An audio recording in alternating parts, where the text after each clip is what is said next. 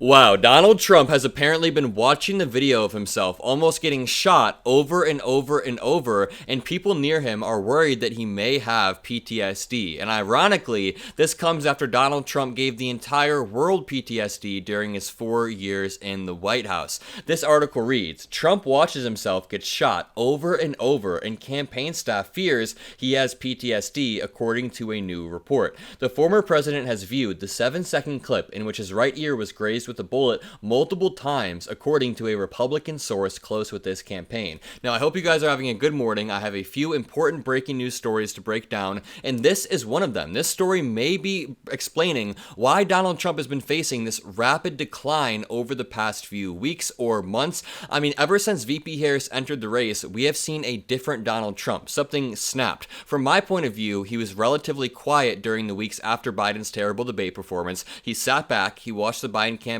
fizzle out, and it worked. Now that VP Harris entered the race and she's fundraising money, she's playing all of her cards right, which we need to acknowledge. VP Harris has played every single card right, from her campaign appearances to her media appearances to her VP pick Tim Walz. Donald Trump realized he is facing an uphill battle, and again, you can see the exact moment it snapped in his brain, and it was the moment that VP Harris took the national stage and showed us what she is made of. Now, I'll break down the story in a second, but first, I want to show you guys this clip of Jessica Tarlov explaining that Republicans grade Donald Trump on a curve and that they expect VP Harris to have a perfect plan while Donald Trump presents nothing. Just take a look. Trending in her direction, which I believe that it is, maybe it ends up better. But Donald Trump has been, for instance, saying that he's going to introduce a big, beautiful health care plan.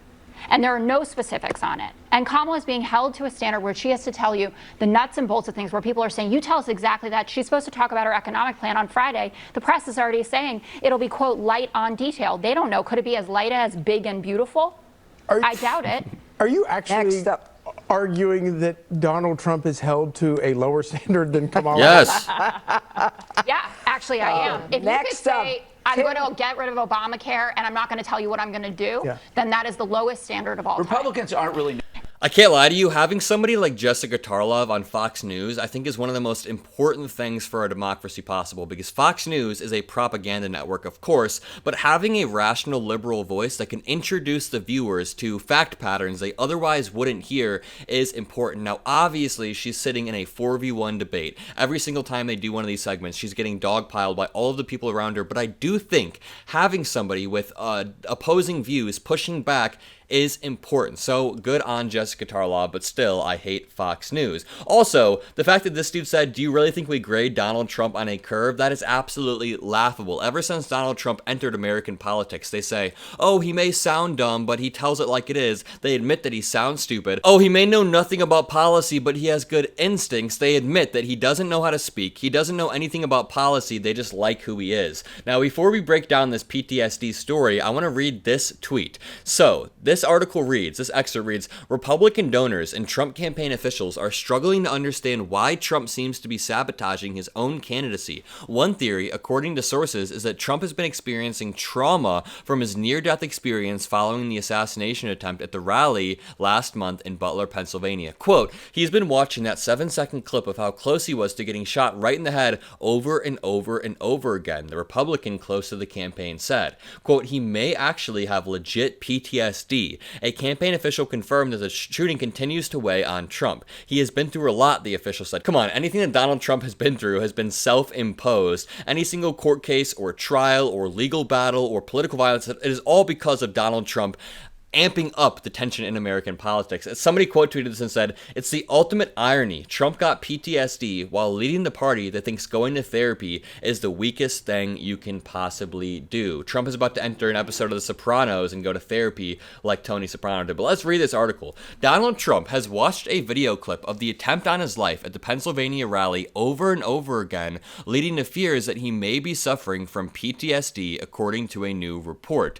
The former president has viewed the 7-second clip in which his right ear was grazed with a bullet multiple times, an act which has not helped a reported mental spiral brought on by Joe Biden's decision to drop out of the 2024 race. And that builds on what I was saying earlier. Donald Trump has been spiraling down the drain ever since Joe Biden dropped out of the race, ever since VP Harris took the mantle. You can look at his appearance at the NABJ. It was a meltdown. You could look at the emergency press conference he held at Mar-a-Lago. It was a meltdown. His rallies are getting increasingly incoherent, and he can't stop himself from attacking VP Harris's race, her sex, all of these innate features that he just shouldn't be attacking her on. Concerns about Trump's mental well-being comes as donors and allies have urged him to stay on message during his rallies and stay away from conspiracy theories that stunt his ability to tackle the wave of momentum of Kamala Harris's campaign. When they talk about conspiracy theories, I'm assuming they're talking about when Donald Trump says that Kamala Harris only recently turned black, and I'm assuming they're talking about Donald Trump saying that Kamala Harris is AI generating her crowds. That is some genuinely crazy QAnon stuff right there. That is like crazy QAnon uncle, except he has a megaphone and a direct line to millions of other crazy QAnon Americans who trust every single word he says, and that is what makes Donald Trump so fundamentally dangerous. Millions, tens of millions of people trust him and take his word, and he uses that. He takes advantage of it to lie to them and to say that Kamala Harris is generating crowds. It's actually disgusting the more you think about it. The Republican close to the Trump campaign told Vanity Fair that the former president's recent run of appearances and subsequent gaffes felt like he was choosing to lose. That is actually pretty true. Allies of Trump see his conspiratorial messages and insults based on race as anything but productive. They want him to focus his attacks on policy issues such as immigration and the economy rather than personal attacks against Harris. And it's really weird seeing people that I have no respect for coming out and saying, hey, Trump, you have to chill. For example, Speaker of the House Mike Johnson. He's a terrible human being. He's cost many Ukrainian lives, but I was rather delighted when he came out and said, Trump, we gotta chill, man. We gotta stop attacking her on her race. It is not productive. It shows that Speaker of the House Mike Johnson may understand the weight of the position he's in. Also, Nikki Haley came out and did an interview. Nikki Haley is a spineless freak, but she came out and said, we gotta stop attacking VP Harris on her race and her sex, which makes sense. During a bizarre and combative interview with the National Association of Black Journalists in Chicago, the former president accused Harris of hiding her racial identity,